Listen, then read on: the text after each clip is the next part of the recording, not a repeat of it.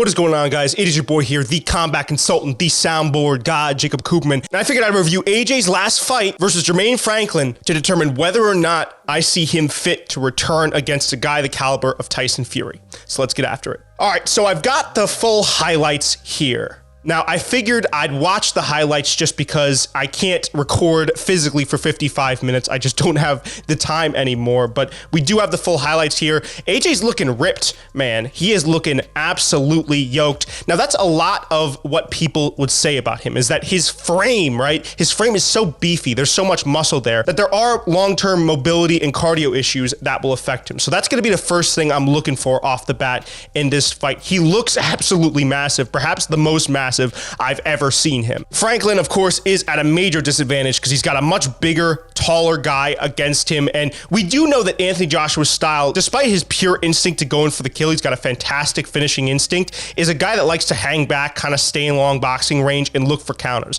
So Franklin, probably the worst fight that he could have picked. You see AJ there throwing that check hook out there. He's got that long cross right down the barrel. So if Franklin comes in, he knows he's going to be met with one of those shots. There it is again, AJ just kind of stalking, staying on the outside. And this is, I think, what a lot of people would say got him in trouble in that Usyk fight. He wasn't, well, actually both Usyk fights, he wasn't as aggressive as he probably could have been. But listen, I don't mind guys, right, like a Tyson Fury, like an Anthony Joshua, that want to be more technical at heavyweight. I think it adds an interesting fold to the division.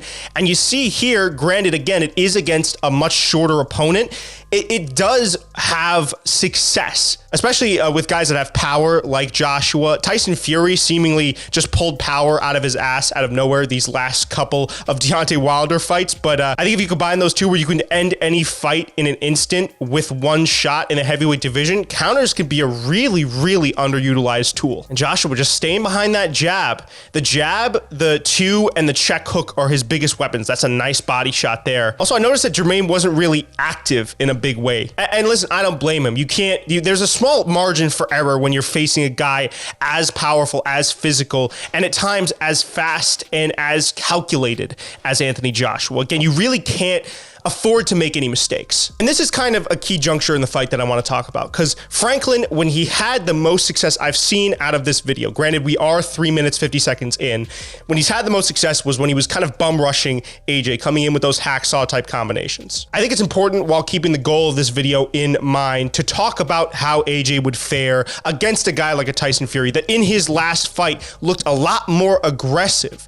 to the point where a guy even in Deontay Wilder, who granted is also not so comfortable fighting off the back foot, was really given some trouble by Tyson Fury's constant forward pressure. If you have a guy like Fury that's 6'9", an absolute specimen, is probably faster than AJ and can pressure him, how is AJ going to fare against that? And I'd venture out to say that it probably wouldn't be the best result. Now, if AJ is actually going to get into negotiations for this fight, and we as fans are going to be able to see this fight, it's probably at the top of AJ's list to put a large emphasis on fighting off of the back foot and dealing with that pressure from such a versatile boxer such as Fury. Because it's easy, and I hate to say this to minimize AJ's performance, but it's much easier to box this competently when you're the larger man, and when you're kind of stepping in there against a guy in Franklin, I'm sure has power. His physique looks like he has a lot of power, but it's easier to kind of stay on the outside against a shorter guy. When you're at the disadvantage, though,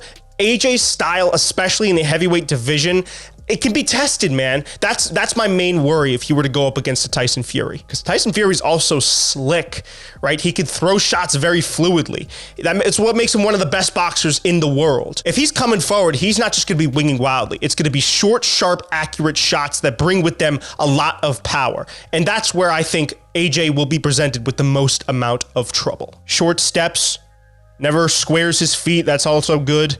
Hands up by his head, right? That check hook might not work as well against Fury, but it does show at the very least, whatever you want to say about this performance, it does show that he is able to utilize his fight IQ, stepping in there against a shorter guy. You're going to want to use longer strikes. You're going to want to use looping strikes to keep a guy like Franklin off of you. So does that mean he's going to be able to correctly prepare and make mid-fight adjustments for a guy in Tyson Fury? I don't know yet, but this is a good starting point, an indicator that he will be able to at least fight competently and smartly. I don't think that's ever been in question for Anthony Joshua. I think the main things that are in question are his cardio or his stamina and his will to fight, which I suppose is another conversation we could have, because Tyson Fury is just on another level mentally.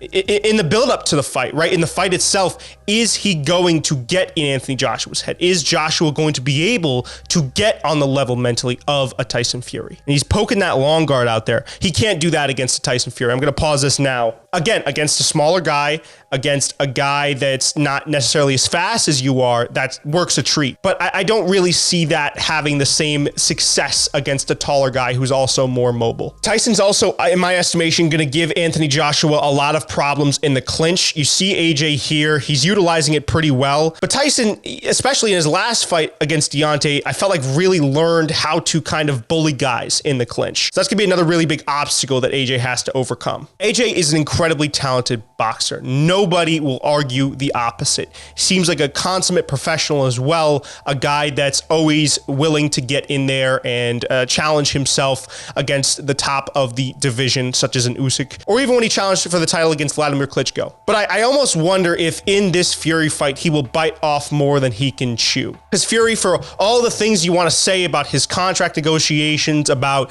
how in it for the money he is now, and how little he seemingly wants to care about his legacy at this point in his career, he is the most talented heavyweight on the planet at current. And I've been wrong a million times on this channel. I'll probably be wrong a million more times on this channel, but it just seems like from his last performance that AJ might just be a step behind Fury if they were ever to step into the ring together. Regardless, I hope this fight gets made. I hope that we don't have the fall through that we've had in the past when trying to get fights like these made. Let me know what you think down in the comment section below. Am I smoking crack right now? Am I incorrect? This has been your boy here. Of course, the combat consultant, the soundboard god, Jakey. I'll see you guys in the next one. Peace.